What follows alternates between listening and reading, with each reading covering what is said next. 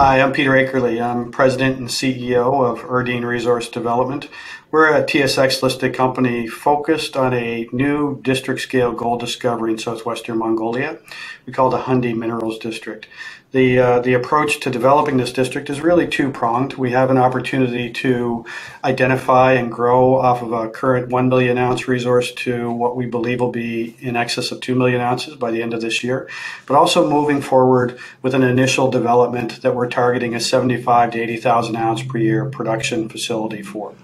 Good to see you again, Peter. Look, you were on back in February with us at a sort of technical analysis and due diligence session. Really, really good. Got the analysts a little bit excited about what you're doing. I want to talk to people perhaps listening or watching this who are new to the story, right? And there's a few obvious red flags that people look to and they go, oh, it's Mongolia. So let's deal with that at the end. Oh, it's the gold market. Let's deal with that at the end.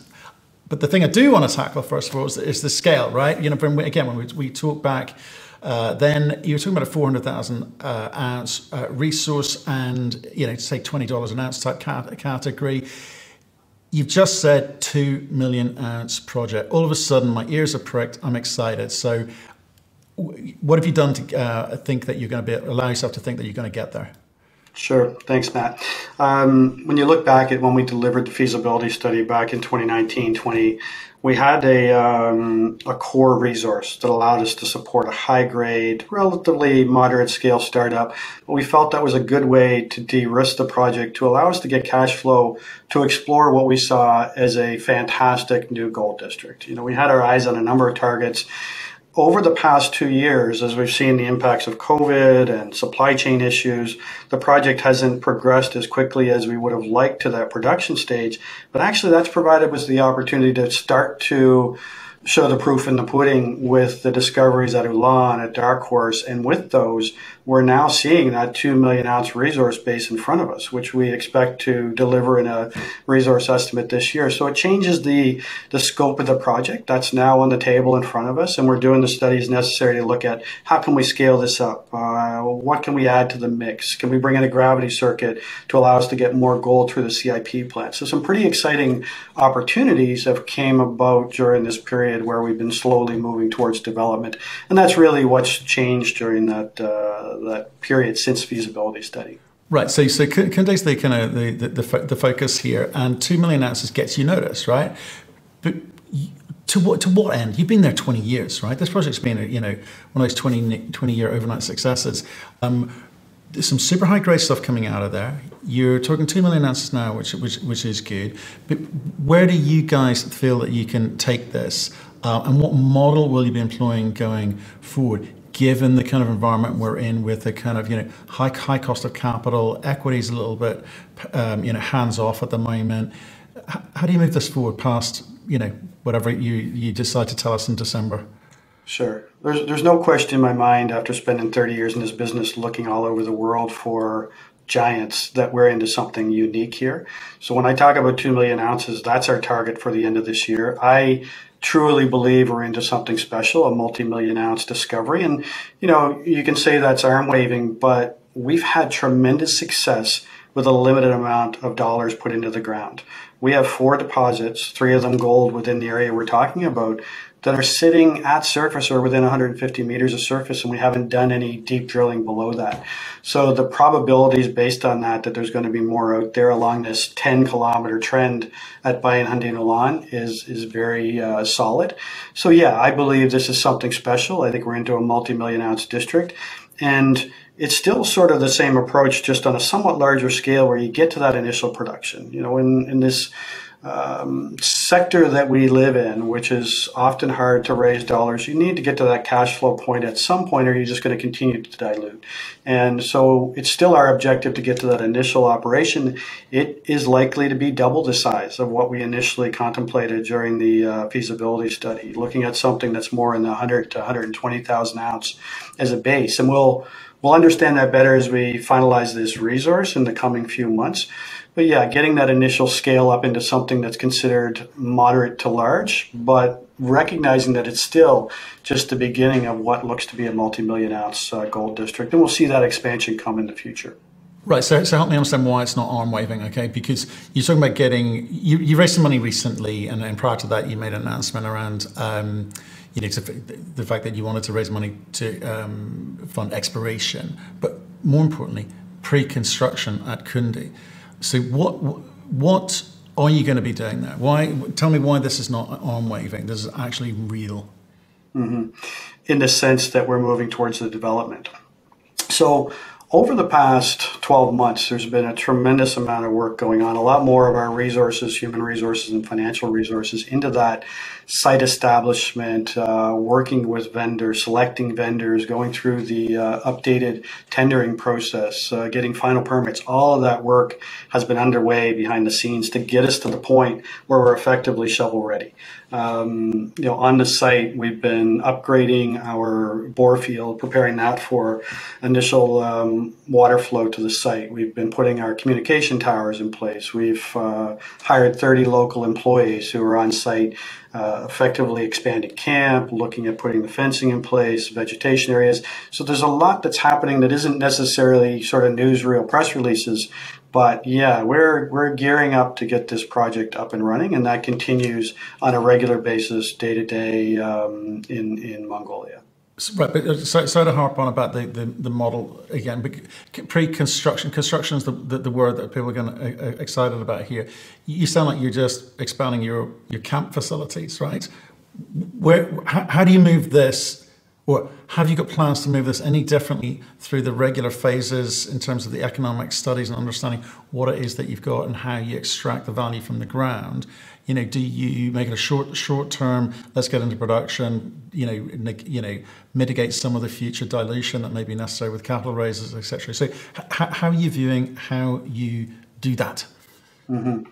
So, we're effectively shovel ready today. So we've been getting ready for full construction. However, you're looking at a situation still with the Chinese border where you have issues with supply chain. That has not gone away. However, we do see that starting to dissipate. We're monitoring that with coal shipments across the border, other companies beginning to start construction. So I think as you see the Chinese Congress meet in October, you're probably going to see a lifting of that zero COVID policy and allow us to actually get clarity that we can build this and deliver goods in a timely manner. Because as we talked about previously, that's been my biggest concern, is hitting those roadblocks with transport across the border.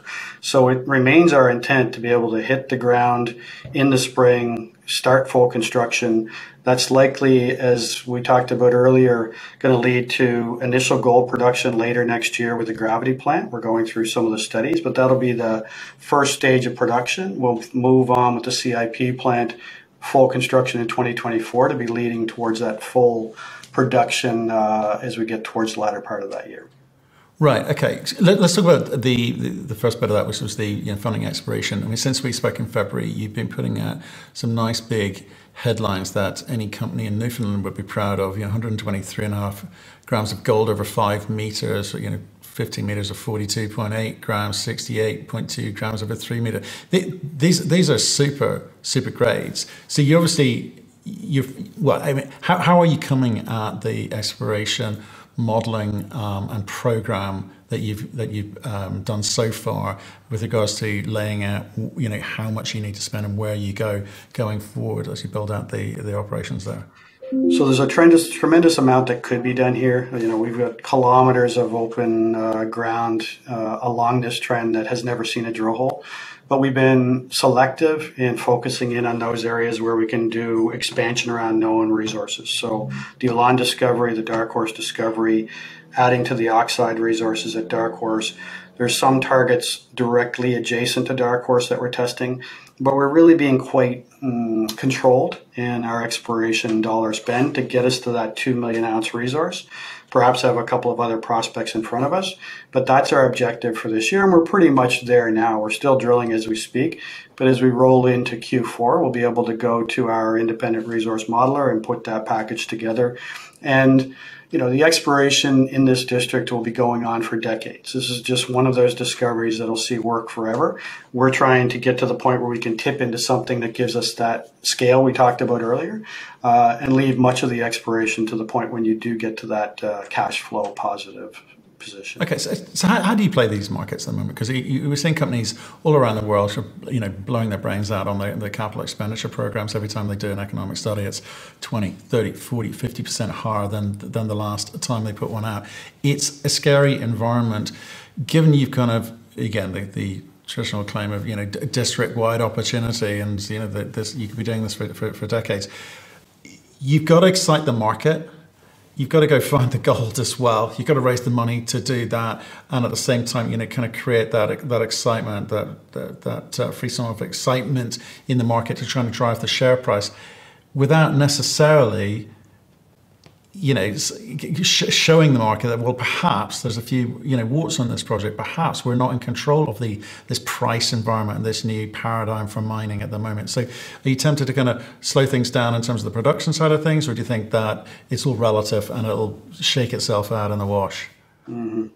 It's a challenging market. There's no question. It's difficult to find that balance at the best of times, and now even more so.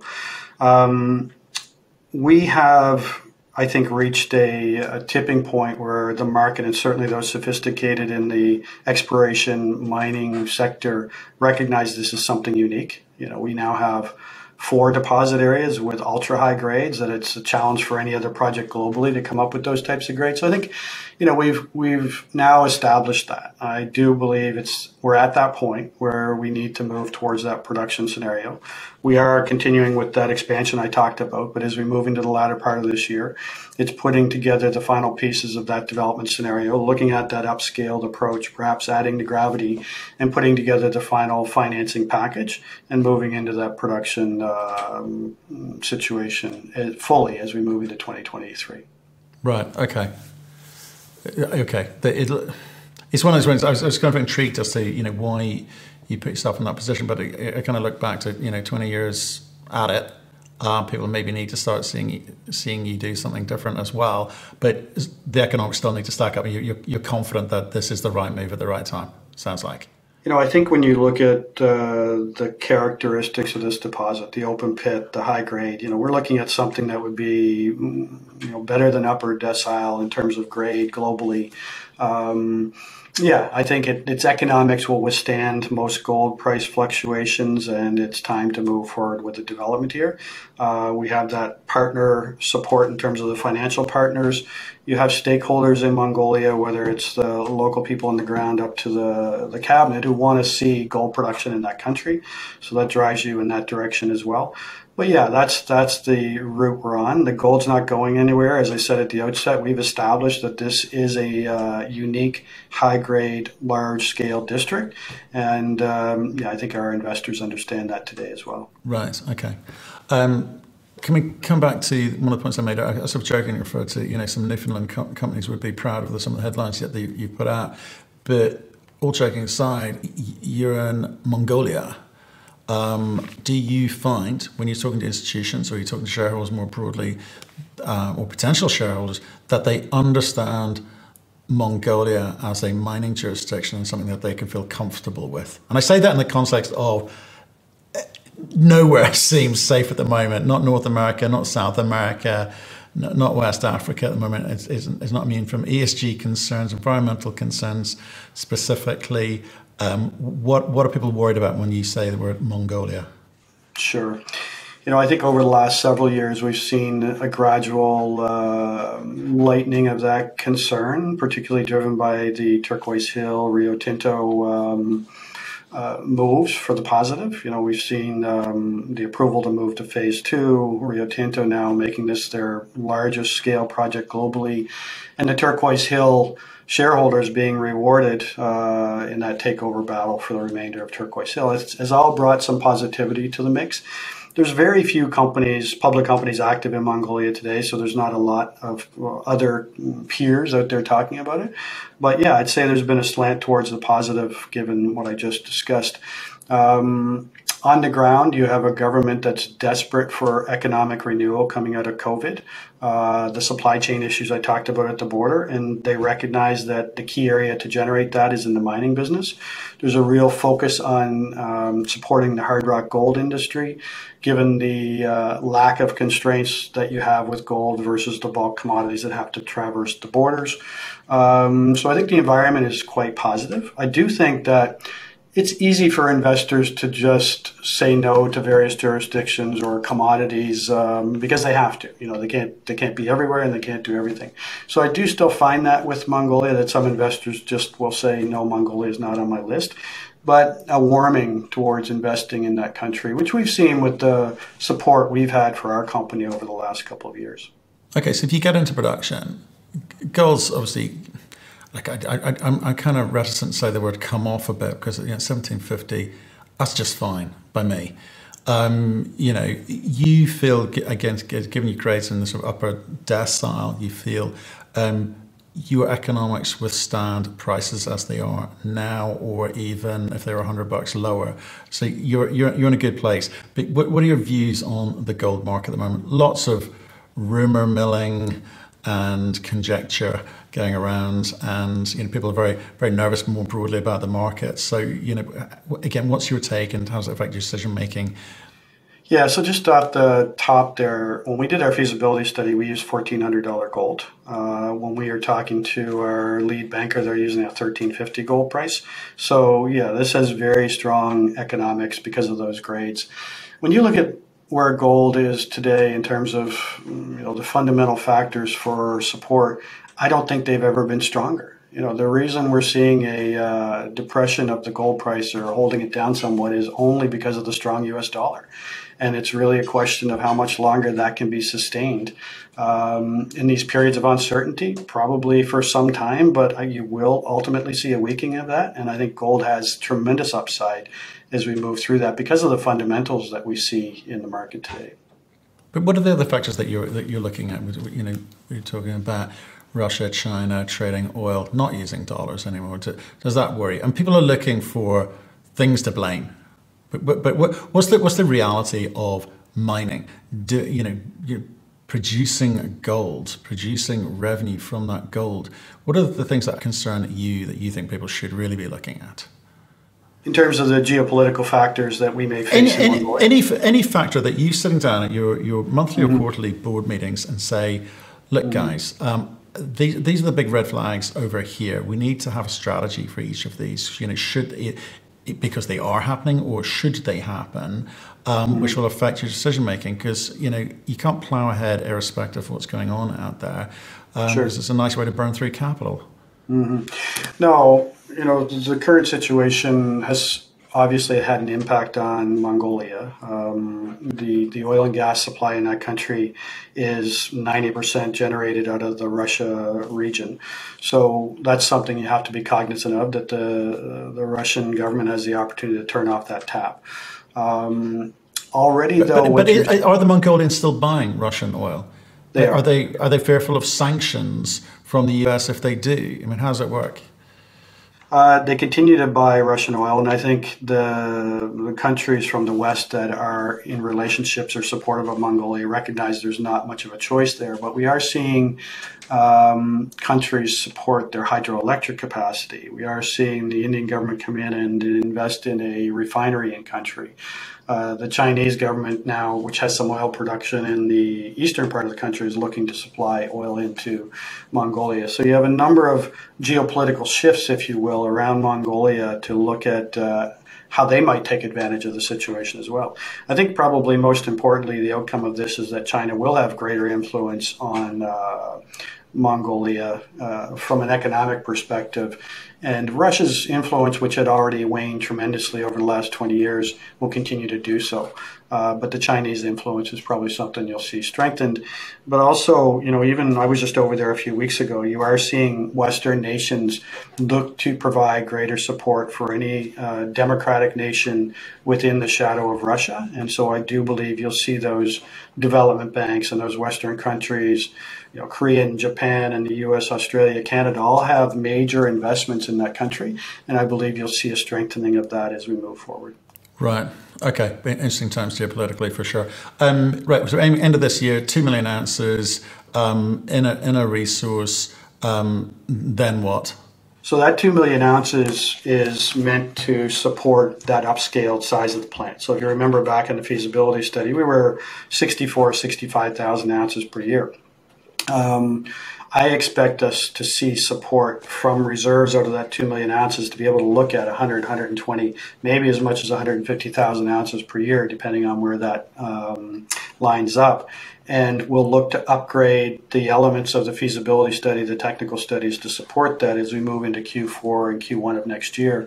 At the same time, the basic non-process infrastructure doesn't change much, so we can start that development as we move into the early part of 23. The gravity plant that I mentioned, we're doing the studies on now, and I feel comfortable from those ultra high grades that you mentioned, 123 grams over 5 meters, we can run that through a gravity plant, take 50% of the gold out of that, the tails run into the full plant, and we can find that early cash flow. It has other advantages as well in that a smoothing of those grades going into the CIP plant allows us to have less carbon loading and will allow us ultimately to have higher production as a result of having that gravity plant in place. So some really interesting elements in terms of scale up and just some tweaking of the production itself, the plant itself, will make for this to be a much stronger economic facility. Right, and you've done the met work on all that, so you understand that can actually work? Yes, absolutely. So we're going through, there's some more gravity work to do, but we've been studying it for the last several months since we pulled those high grades. And we're seeing, mechanically being able to pull 50% of the gold out of it at the gravity stage. And then the tails, obviously, you'd recover the other 42% that we see to give you ultimately that 92, 93% recovery of gold from the head grade material. That's really interesting in terms of how you're affecting the cash flow positively there. Like it, very good. Well, look, Peter, good to catch up with you. Sounds like things are really starting to ramp up now. Had a bit of a step change in the pace at which this thing's moving, which is good news. Stay in touch. Let us know how you get on as things progress. Okay. Great. Thanks, Matt.